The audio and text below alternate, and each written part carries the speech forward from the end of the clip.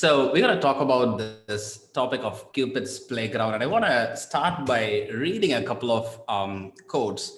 I want to read one from the person called Irvin Raphael McManus. He says this particular thing about love. He says that we cannot live unaffected by love. We are most alive when we find it, most devastated when we lose it, most empty when we give up on it, most inhuman when we betray it, and most passionate when we pursue it, most uh, most passionate when we pursue it. And he actually says this: the human story seems more driven by the insanity of love than by the survival of the fittest. The human kind seems to be surviving more by love than the survival of the fittest. If you watch the movie Fiddler on the Roof, there is this little poem, or this is this song which goes like this: matchmaker, matchmaker, make me a match, find me a find, catch me a catch, matchmaker, matchmaker, look through your book and make me a perfect match. Matchmaker, matchmaker, I'll bring the veil, you bring the groom, slender and pale, bring me a ring, for I'm longing to be the envy of all I see. For papa, make him a scholar, for mama, make him rich as a king. For me, well, I'd be wholer if he is as handsome as anything. Matchmaker, matchmaker, make me a match, find me a find, catch me a catch. Night after night in the dark I'm alone, so find me a match of my own. Be it the artist or the philosopher, I think nobody has left the topic of love unended. Pick up any popular magazine, you have at least one article on the topic of love and how do you handle relationship. So I think there is just enormity of data, enormity of materials on this topic of love. What I would like to look at is, try to, at the first few minutes, give some theoretical underpinning of love. And for the major chunk of my time, I want to talk about something that is really practical. So with that, I've subtitled this as a good catch may not make a good match. The reason I've said that is because you and I know the number of, and I think the poll said it, right? The number of people who said they've had a heartbreak, or you've had, you've been affected or hurt by love, very high. The number of cases who end up being divorced is at an all-time high. So it can look like you got the prize of your life. You look like you got the most ideal person. It can almost look like you got the good catch, but it doesn't always end up making a good match. So how do we really navigate it? And because the title was given as Cupid Playground, I've looked at the whole thing with the analogy of a game, right? But I've just put it so that we get it easily, but in no mean I'm referring that the whole aspect of love can be played with. Can I repeat? Just because the topic was given as playground, just for stickiness, it will be sticking easily in our mind. I'm giving the whole context, so you will see the word game, play being referred, just so that it will stick to your mind easily. You'll be able to make the connections. That is the reason I've taken the analogy of a game. I'm not for a moment recommending that you actually take it lightly and you take it like a play. It's not play. This is serious, right? This is relationship, this is people. So I just wanted to make that comment. So when I say how then do we navigate this game, I'm really referring to this whole territory of how do we find out who the right person is and build a relationship. That is what I'm referring to. So let's go ahead and find out what exactly it is. So the first question that I ask is, why do we play the game, right? Why do we play this game? Why do we fall in love? Why do we do this? Chances are 9 out of 10 of you have seen this Maslow's hierarchy. It basically says that the fundamental need that we have is a physiological need: air, water, food. After that is taken care, we go for the next one, or very similar to that is the next one, which is the safety needs. If I'm going to be sleeping in my house, I want to have that feeling of security that I'll wake up and I have plans and dreams for by tomorrow. I don't want to live in a place where I don't even know if I'll wake up, or if I'll be burgled, or if there is so much of war and atrocities happening near me. I want to have fair amount of personal security. I want to have some amount of employment, resources, and health, etc. Those are my safety needs. That is the next level of the needs. Just after the physiological and safety needs are taken, which is a given for almost all of us. I don't think any of you have been starving for many days and you've been coming out of a huge personal traumatic lack of safety environment. So which means almost the basic need after that is taken care. A very foundational need along the lines of physiological and safety needs is love and belonging.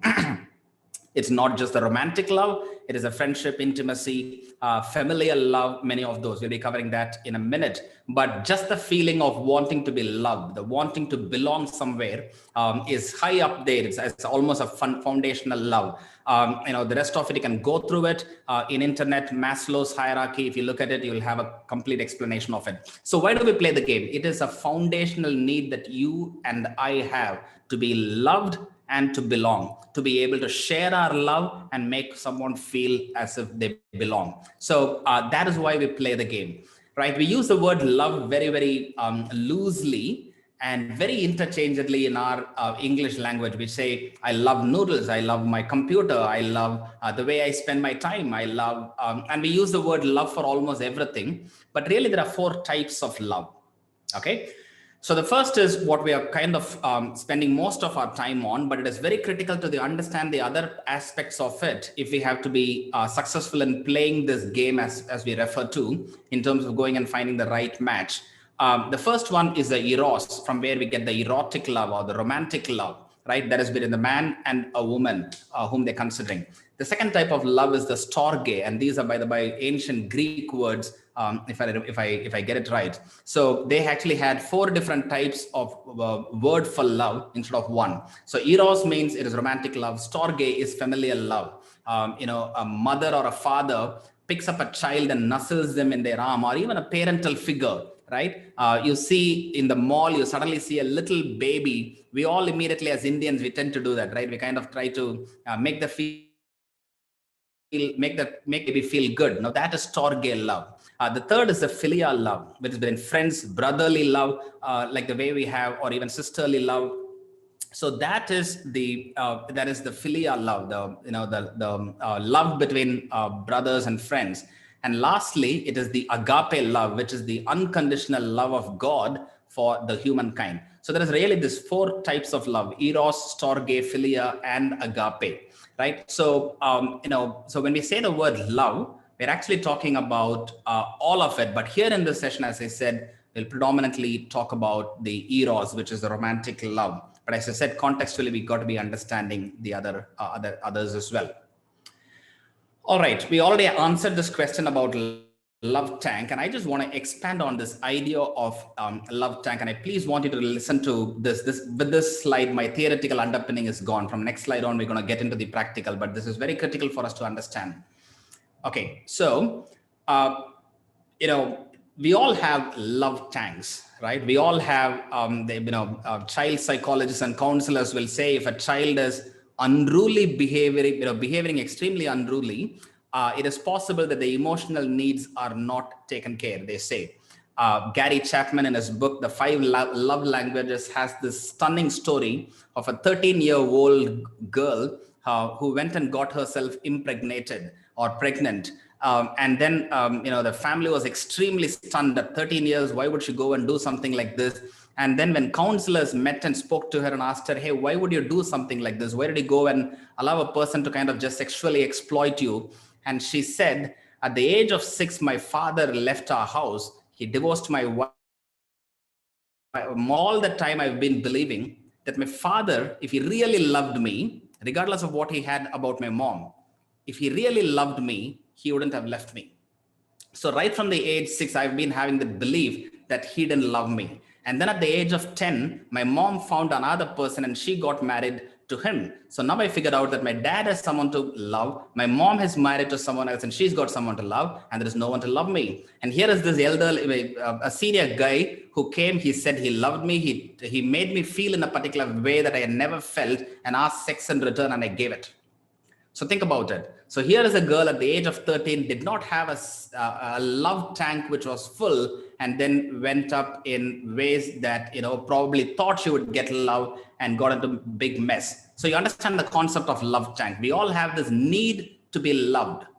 And it is critical to understand, please listen to me. It is very critical to understand that love tank cannot be fully and completely satisfied with this one person whom you are probably thinking will suddenly appear out of nowhere and dazzle your heart, and from then on your love tank is always going to be full. I want us to understand this concept very clearly, that it is not possible that this deep longing for love that we have is suddenly not going to be taken care by this princess or this knight who is going to come in a white horse. He's going to suddenly come and he's going to fill, or she is going to fill our longing for love perpetually, eternally by this one individual person. That is not going to happen. It requires agape. It requires the love of God in our heart. It requires familial love, storge. It requires brotherly friendship love, phileo. And in that fullness, when we go and reach to a person, we are able to share love and receive love and not become a toxic lover like the way we saw 2 weeks ago. We already don't have love. We probably hold on to one person. What do we do? It is like a person who doesn't know swimming, and suddenly he or she is about to drown. Come to rescue. What does this person who doesn't know and about to sink do? Clutch this person for dear life, and they become so toxic that can actually drown the other person. So when we are talking about love tank, we are not just talking about this one person who suddenly comes and is there for us and is able to fill it. And I want to differentiate the agape love with the rest of the love, the God's love, and the all others are human love, familial love, or romantic love, or brotherly love, or the human love and God's love. I think it is both this human love and God's love which is equally important for us to do it. Neither of them can compensate the other. Let me quickly give you an analogy. You buy a car, right? The manufacturer of the car puts engine oil for you and he gives it. You take that car, and one of the first things that you will visit is you'll go to a fuel station, because the sellers, they put very little fuel in the tank just for you to go to the nearest petrol bunk or diesel, wherever, whatever your company. You go and fill your tank with fuel, right? Now there is a gauge which tells you how much is the fuel. So every time it goes really low, there is an alarm that comes up, or it tells you digitally how many kilometers you can cover. There is a constant gauge. But if you notice, the engine oil is not very prominently put, unless and until now these latest cars at least give a signal that your engine oil is going low. I believe the engine oil is really like the agape love, like the God's love, which is there behind. We are very familiar and we are very aware and we are conscious about the human love in front of us, be it the romantic love or friends or parental, any of these love, when it goes, it hurts us immediately. We almost become oblivious to the engine oil kind of a thing, which is the agape love. Now, what we don't realize is that if the engine oil runs out, if you put fuel and if you start driving, the car still runs, but not long. Suddenly the engine starts cranking up, smoke starts coming, and if you ignore all those warnings and if you still keep going, your car comes to a breakdown. So that need for both familial or the human love and the God's love is equally important for you to have a love tank that is full. Devoid of any of those, you will find that any person whom you come across, you would want to grasp them, and anything that they do for you, you would want that to perpetuate, to constantly be there for you, and you would just not be giving and loving out of a fullness. You would be loving out of a want, and you can end up becoming toxic to another person. The same can be true for a person whom you're considering.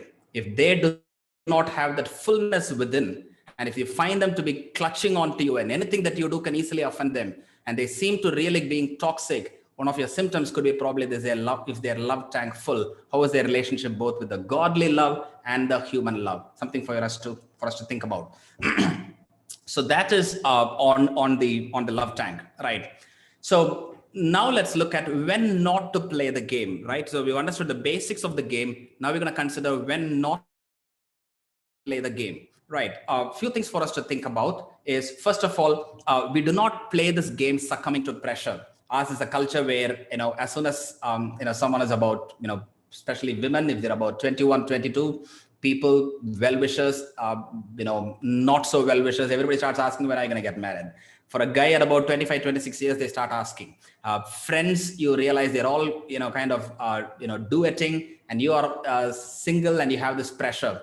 Succumbing to pressure and that forcing you to get into a relationship is not a reason to get into a relationship.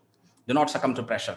To end brokenness. Well, right from my childhood, I've not had a wonderful life. I've been neglected, I've been abused, I've been, nobody really took me seriously. And maybe if I find one person who would love me, it's all going to be, roses everywhere, every time, constantly. To think that one person could actually end your past brokenness forever, not possible.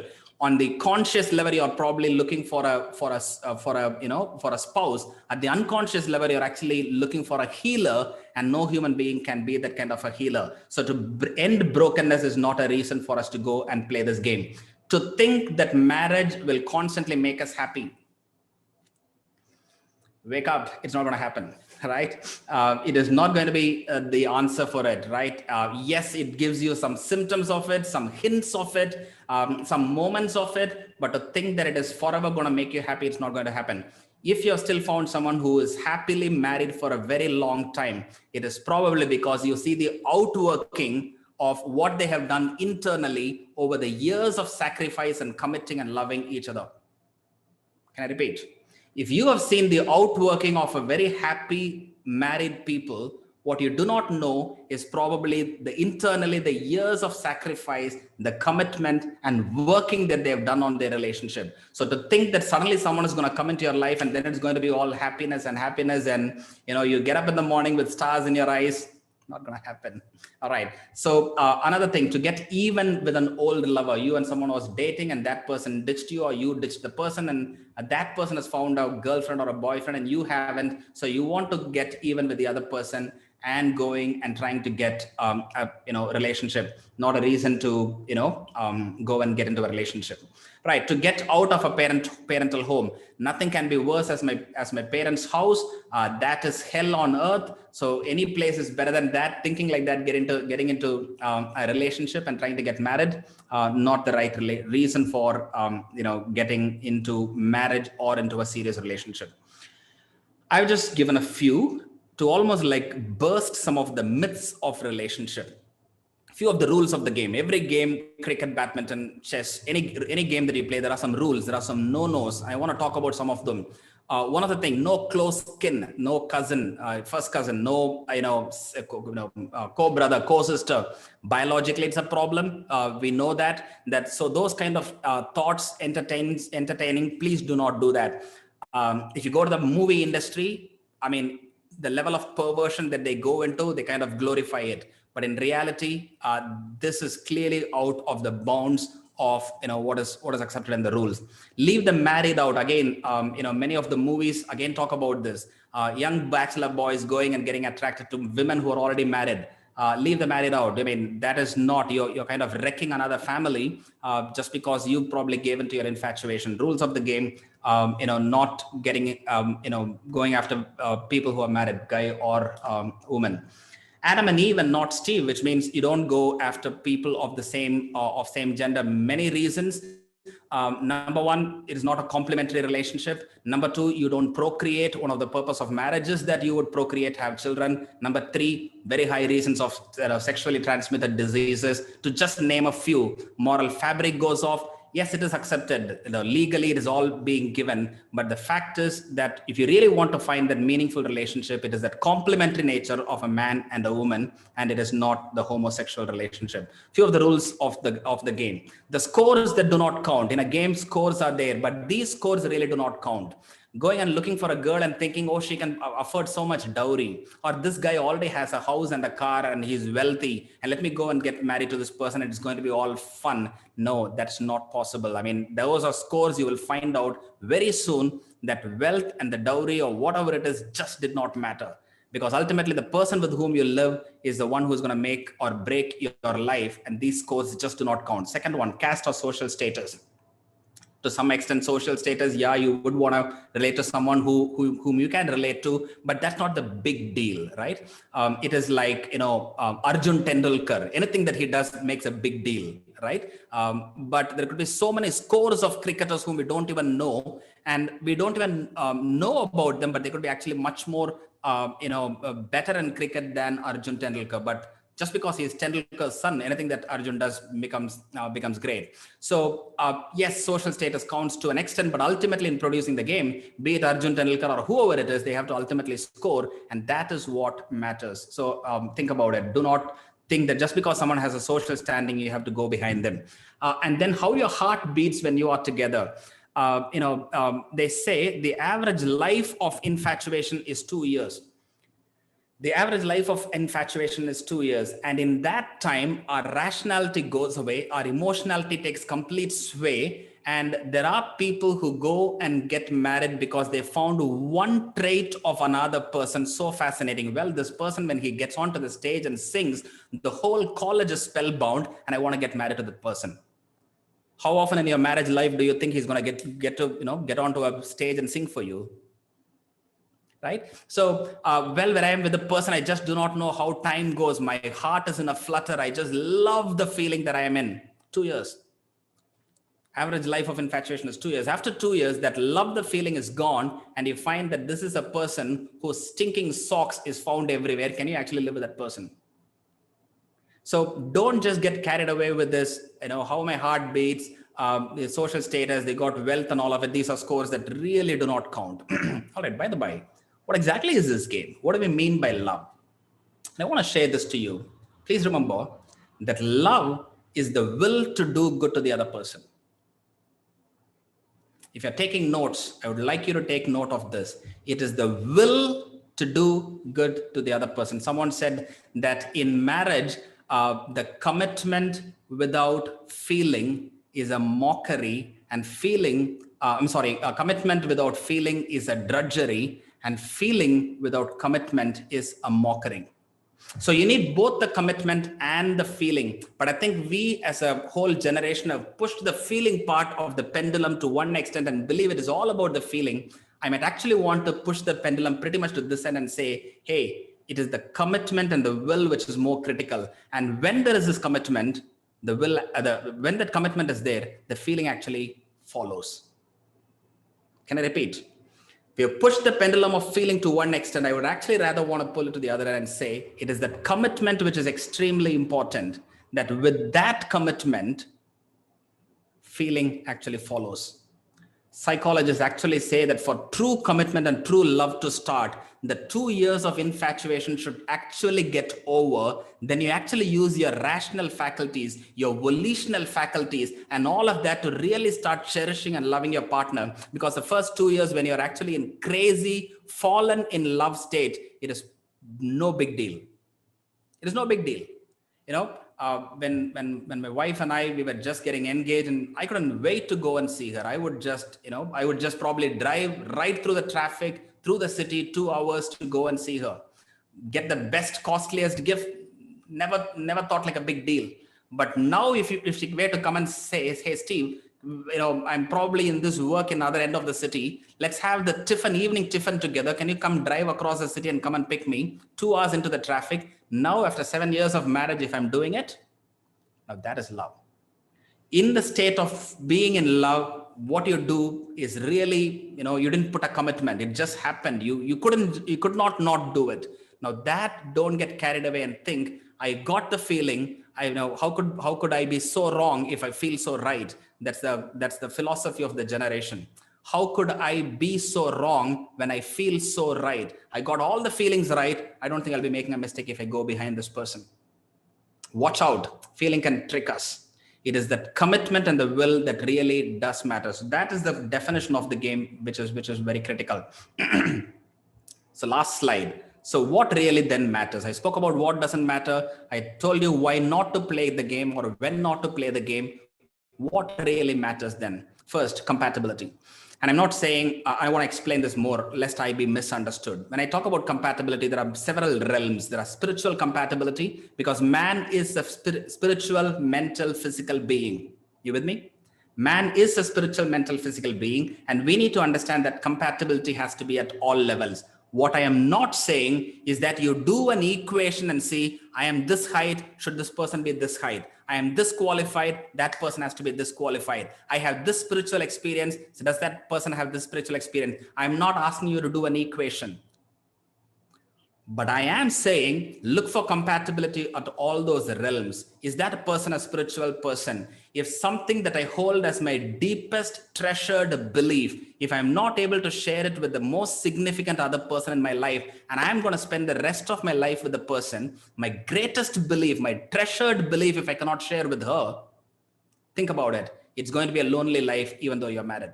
So that is where I believe you got to have spiritual compatibility. So mental compatibility. How do you think? How do you rationalize? I don't think it has to be exactly same, but just be conscious and be aware. How do you think? What are your interests? What do you read? Does the person have any of those interests at all? I mean, what do they do? Right? Their mental compatibility and physical compatibility. It is all nice in movies like Badshah, where there is a great, rich heroine who comes and gets married to an auto driver. That kind of tells me which generation I come from. In my days, that was the biggest thing, and all the auto drivers were suddenly finding matches with pretty girls, right? So, in reality, is that possible? Maybe it is, or maybe it is not. But are you mentally prepared to go and get married to someone who is, not qualified, who doesn't have a great income, and you probably have never slept on the floor with a mat on the floor? Are you able to make those kind of sacrifice? Keep your eyes and ears open and figure out what you love in the person, what you can live with it, and what you loathe it, what you just find it horribly missing, and can you make those adjustments? You got to make those calculations and think about it, and don't just go with that feeling immediately and think, I think love is there and love is all that is needed. Poetically it can sound good. In movie it makes great Bollywood hit movies. In reality it's not true. So figure that out. What do I love, loathe, and what can I live with this person? And everybody comes with their plus and minus. Presence of love and respect. Can you love the person and can you respect the person? Don't just look for one trait in the person. Does the person holistically, is that person one who deserves respect and love? And can you continue loving the person and respecting the person? I think both of them are very, very critical in a relationship. Dishonesty. Particularly during courtship, is this person being dishonest with you? Have you found them cheating? Have you found them having secretive behaviors? You really got to really, really watch out how they treat you during courtship. If they're going to treat you even a bit rudely during courtship, take it from me, it's just going to become manifold after marriage. So how are they? Is that person gentlemanly? If the woman ladylike in the way they relate to you, that is extremely important. Again, honesty is very critical, and very important for me is also the sense of responsibility. Are they a person who is consistent in what they do? Right? Sometimes we get attracted to people who is delightfully spontaneous. Oh, when I am with this girl, it is just so fun. She's so unpredictable. Evening just disappears. We decided to go here and all of a sudden we went shopping and we had the best time of our life. It is all nice during courtship. But think about living with a person who is delightfully spontaneous. One evening he just comes home and says, honey, I've resigned my job because I can't take it anymore. At that time, you won't say my husband is delightfully spontaneous. Or a wife who turns up and says, I've just emptied your credit card because I went to this mall and I spent everything. It isn't delightfully spontaneous or unpredictable at that time. At that time, you'll call them as a purely irresponsible person. And that's what they are. So think about it. How they spend their time, how they spend their money, and how they handle relationships are critical gauges for you to keep your eyes and ears open. Are they just plain irresponsible in the way they spend the time, where they spend the money, where they spend the relationship? If you don't find them to be responsible in these, watch out. You're going to have a very, very difficult time, post-marriage. And again, consistency. Are they just into too many interests, get excited about something, and then just suddenly lose it out a few days later? Consistency is extremely critical. Few practical insight: go slow, don't be ahead. I would actually say the most miserable people, please listen, the most miserable people are not the ones who are single and wish they were married, but the ones who are married and realize they made a mistake. The most miserable people are not the ones who are single and wish they were married, but rather the ones who are married and they realize they made a mistake. Go slow. 6 months, 8 months, 1 year. The longer the better. So don't just say suddenly we got into a date, 3 weeks later we're going to get engaged, 5 weeks later we're going to get married. Avoid that. Submit your relationship to the scrutiny of sound mentor. My wife and I did that. We found out about this person. We went and spoke to trusted mentors, find mentors and share candidly about the person. What do they observe as their strengths? What do they observe that I cannot? And have realistic expectations. You had great father and mother who made a wonderful couple. Don't expect your wife to be your mother. Don't expect your husband to be your father. Have realistic expectation. He is an individual. She is an individual. They come as a package. So do not impose someone else on that person and think that this person is not like my dad, so he won't fit. She is not like my aunt, so she won't fit. That doesn't make a lot of sense as well.